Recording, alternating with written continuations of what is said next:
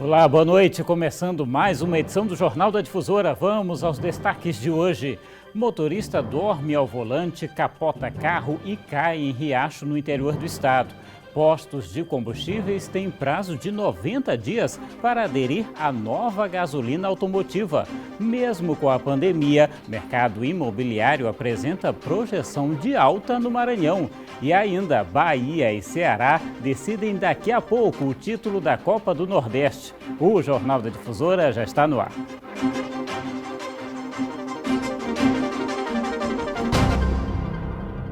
O corpo de um homem foi encontrado hoje pela manhã submerso em um riacho na região dos Cocais. Segundo informações, a vítima dormiu ao volante, perdeu o controle do carro em que dirigia. José Francisco da Costa Almeida, de 44 anos, morreu após o carro que conduzia capotar e cair neste riacho na MA 349. O acidente aconteceu na noite do último domingo. O homem estava seguindo em direção a Caxias, na região leste do estado. Ele teria dormido ao volante, perdeu o controle e saiu da pista. Os vizinhos ouviram um barulho, né? E de repente silenciou. E somente hoje pela manhã foi avistado o veículo submerso a um riacho no chamado Riacho dos Cocos, ali um povoado que tem na MA 349, né? O carro saiu da pista, caiu e ficou submerso no riacho. O condutor estava sozinho no veículo. Os mergulhadores do Corpo de Bombeiros vieram até o local e conseguiram resgatar o corpo do motorista. O corpo foi removido após ser tirado o veículo de dentro d'água, foi encaminhado para o ML para ser necropsiado, certo? A família foi localizada, né? A esposa, inclusive, também está comigo aqui. E agora vai ser liberado para ser inumado. O riacho passa por dentro do sítio que este homem é caseiro. Ele fala que não chegou a ouvir nenhum barulho, mas se surpreendeu na manhã do dia seguinte com um carro submerso nas águas. Ele presenciou o momento exato que o corpo foi retirado do veículo. Passou um amigo meu lá em casa. E aí passou e vinha caminhando ali pra cá, empurrando a bicicleta e deu fé. Aí ele foi, voltou e aí ele foi e me falou. Eu digo, rapaz, que foi? Não, rapaz, um carro ali dentro. E pô, eu já vi. Aí eu vim, eu cheguei aqui e acionei pro patrão. Liguei pra ele e contei a história. O corpo foi levado para o IML e liberado para os familiares. Agora, olha só, quem for abastecer o carro poderá encher o tanque ainda esta semana com a nova gasolina automotiva. A mudança foi determinada pela Agência Nacional do Petróleo, que passa a ser obrigatória em todo o país. Uma gasolina mais eficiente e com possibilidade de reduzir o consumo. É o que promete a mudança na fórmula prevista pela Agência Nacional do Petróleo, Gás Natural e Biocombustíveis. O novo padrão, que entrou em vigor na última segunda-feira, gera mais energia e melhora o desempenho do motor. A agência fixou um prazo de adaptação de 60 dias para as distribuidoras e de 90 dias para os postos que ainda estiverem com o produto antigo em estoque. O presidente do Sindicato dos Revendedores de Combustíveis do Maranhão acredita que o prazo não será necessário e que ainda esta semana os maranhenses já poderão abastecer com o novo produto. Aqui vai ter um combustível de melhor qualidade, né? Que vai responder mais, dar menos problema no motor, um produto de maior octanagem, que vai ter uma combustão maior. Mas assim, é um produto que, consequentemente, para ser melhor, ele deve ter um aumento de preço. Agora, devido a essa maior densidade do produto, ele diz que o produto vai render mais. Então, isso, de uma certa forma, vai compensar. A ANP garante que a nova gasolina, que se assemelha aos padrões americano e europeu, por ser mais densa, vai dificultar ainda a ocorrência de fraudes. Mas tanta vantagem vai ter um custo extra. Ainda não há dados oficiais de quanto essa nova gasolina vai gerar de redução no consumo pelo veículo.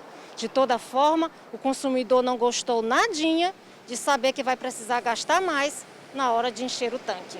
Uma falta de vergonha, né? Diz que essa gasolina vai render mais. O senhor acha que compensa mesmo assim? Acho que não. Não compensa não. A cada dia que passa, o Maranhão está evoluindo. Pelo que nós vemos aqui diariamente, tudo aumenta, E o salário continua zerado, né? Já está difícil encher o tanque, entendeu? Porque a gasolina realmente está cara. Seja essa gasolina comum ou outra qualquer que possa vir, ela é cara no Brasil. Vamos aguardar então para ver como é que vão ficar esses preços. E você que nos acompanha ao vivo pelo Facebook sabe que pode deixar o seu comentário e interagir com a gente, inclusive dizer de onde está assistindo. O Jornal da Difusora faz um rápido intervalo. Daqui a pouco você vai ver que líderes partidários do Senado definem votação de projeto do Fundeb. E ainda, mesmo com a pandemia, o mercado imobiliário apresenta projeção de alta. A gente volta já.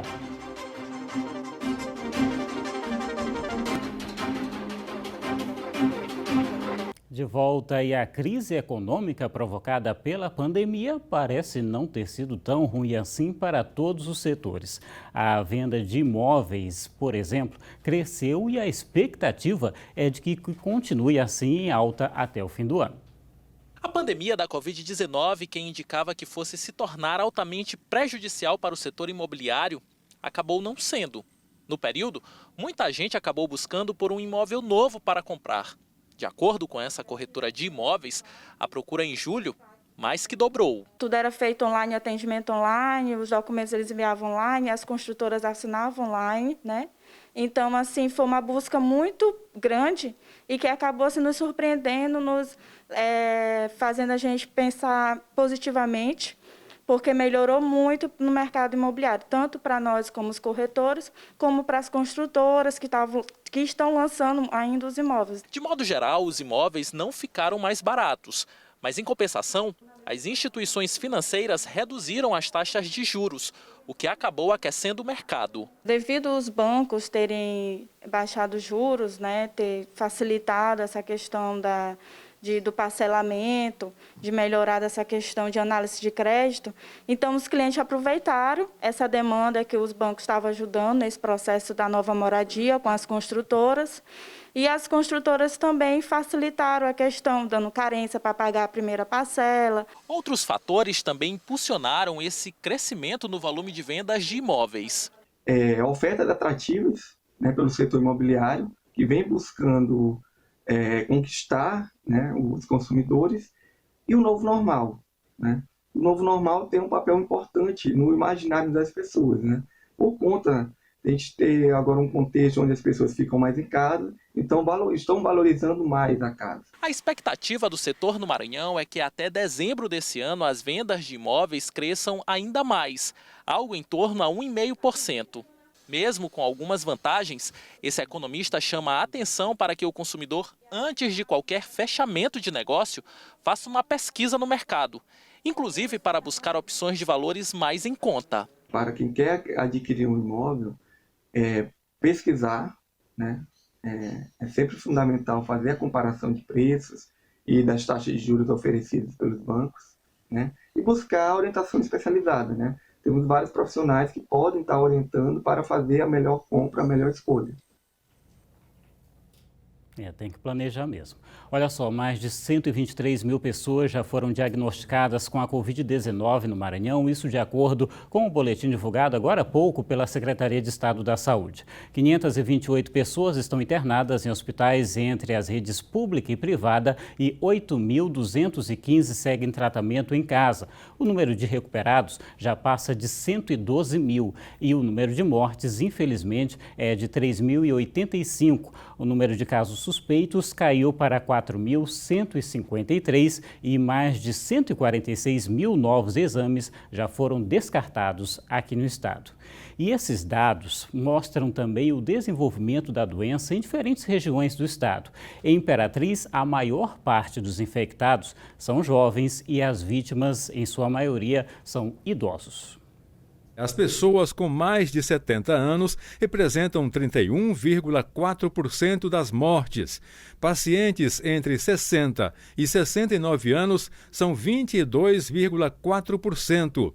E entre 80 e 89 anos representam 18,8% dos óbitos. Em Imperatriz, as projeções do coronavírus mostram que a doença está concentrada na faixa etária entre 20 e 49 anos, o que representa 62% dos casos positivos. Então, se as pessoas elas não tomarem as devidas precauções, quem não se contaminou corre um grande risco de se contaminar. A secretária adjunta da Saúde também enfatizou o descarte correto da máscara. Se for descartável, bote no saco, jogue fora. Não adianta estar jogando assim, ou chegar em casa. Nós já fizemos visita que a gente chega, a pessoa passou o dia todinho com a máscara, chegou, botou em cima de um móvel. Então, ele está contaminando o ambiente dele. Ou ele usa máscara com todos esses cuidados, ou então ela não será como preventiva. Agora, mudando de assunto, a PEC que torna permanente o Fundo de Manutenção e Desenvolvimento da Educação Básica já tem data para entrar em votação no Senado Federal. A notícia foi confirmada hoje pelo senador Everton. Acompanhe. A Câmara dos Deputados votou a PEC do Fundeb e todos muito ansiosos querendo saber quando será votado no Senado Federal.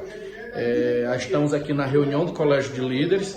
Parei aqui rapidinho só para dar essa notícia para vocês. O presidente Davi Alcolumbre acabou de se comprometer que na semana do dia 18 de agosto nós iremos votar a PEC do Fundeb no Senado. Parabéns a todos os líderes aqui que de forma unânime todos deram as mãos e vão votar esse projeto importante para a manutenção da nossa educação básica no Brasil.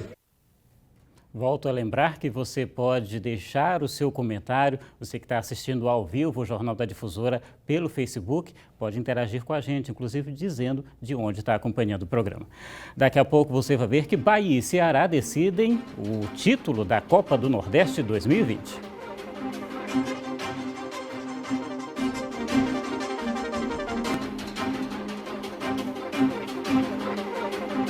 Estamos de volta e moradores de São Luís têm se assustado nos últimos meses com as ventanias.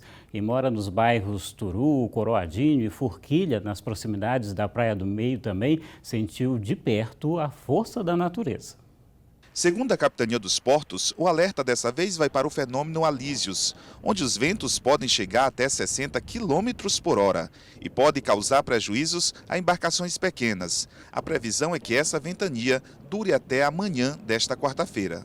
Nesse período do aviso, evitem sair ao mar.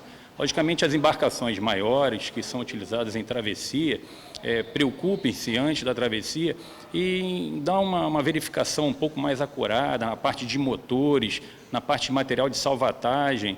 Então, o nosso aviso basicamente é para as embarcações menores. A velocidade dos ventos alísios altera a intensidade das ondas. Daí o alerta para as embarcações e também para os banhistas neste período. Fica o aviso dado pelo aviso de mau tempo da Marinha do Brasil a também os banhistas, que tomem cuidado ao se fazer ao mar e evitar. É um período curto que a gente trabalha aí com uma prevenção e que logo em seguida pode melhorar. Para esse meteorologista, as rajadas de vento tendem a aumentar nos próximos meses. As rajadas de vento são o deslocamento desse ar brusco e repentino, tá? Que não passa de 20 segundos, essas rajadas de vento. Porém, elas tendem a aumentar com o passar do tempo. Os ventos mais intensos, as rajadas mais intensas, elas ocorrem nos meses de setembro e outubro, aqui na ilha de São Luís. Agora vamos falar de Campeonato Maranhense de Futebol. Hoje à tarde aconteceu a última rodada da primeira fase. Foram conhecidos os times que seguem na competição e também os rebaixados. Em Fernando Falcão, o São José goleou o Cordino por 3-0. Se livrou do rebaixamento e levou para a segunda divisão do campeonato o Maranhão Atlético Clube. Já o Sampaio foi a São Mateus e venceu o Juventude por 3-1. Nos outros 2 jogos da rodada, o Moto venceu e o Imperatriz também. O Moto Clube marcou logo no início nesta cabeçada de Jorge Hamilton. O empate do Maranhão Atlético Clube veio no fim do primeiro tempo. Após cobrança de escanteio de Alex Mineiro, Maicon sobe com facilidade e cabeceia no meio do gol rubro-negro. Tudo igual, 1-1. Aos 33 do segundo tempo, Jeff Silva recebe na esquerda e avança. Na sequência, cruza para a área. Jorge Hamilton ajeita para Negueba, que chuta. Diego defende no rebote. Negueba manda para o fundo da rede. 2-1 Moto Clube, placar final. Em Imperatriz, o Cavalo de Aço bateu o Pinheiro por 3-1. O primeiro gol só saiu aos 44 do primeiro tempo nesse chute de Giva. No segundo tempo, ele voltou a marcar, recebendo devolução de Hudson. Imperatriz 2-0. A equipe do Pinheiro revidou com esta bola cruzada. Michael soltou a bomba e diminuiu. Na sequência, o Imperatriz marcou outra vez com Tiaguinho. Final, Imperatriz 3, Pinheiro 1. Olha, com os resultados da rodada, a Cordino e Maranhão estão rebaixados para a segunda divisão do ano que vem. Moto e Sampaio avançam para as semifinais e ficam esperando a disputa em jogos de ida e volta de São José e Imperatriz e de Pinheiro e também Juventude.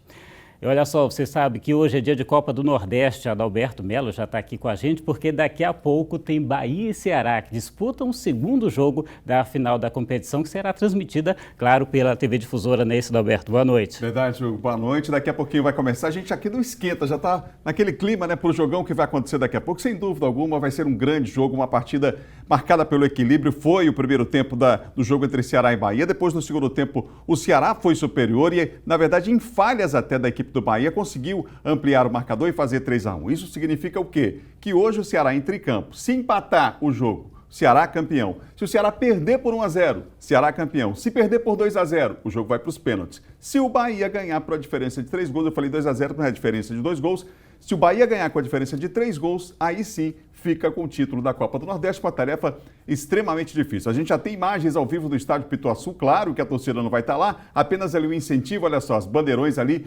incentivando, claro, a equipe do Bahia, já que é nessa sede única que é disputada a Copa do Nordeste, mas sem torcida por conta da pandemia, mas todo mundo em casa, claro, acompanhando a nossa programação, inclusive aqui do Maranhão. A gente no intervalo vai falar sobre o Campeonato Maranhense, vai trazer um personagem interessante, que é o Arlindo Maracanã, que tem o coração tricolor, mas tem o coração alvinegro também. Jogou 12 anos no Sampaio Correia, ídolo. No Ceará, por 9 anos também. Vai ser um grande jogo e a gente espera o torcedor. Obrigado, Adalberto. Boa transmissão para você. E o Jornal da Difusora fica por aqui com imagens, claro, do estádio Pituaçu, em Salvador. Obrigado pela sua audiência, pela companhia. Boa noite. Até amanhã.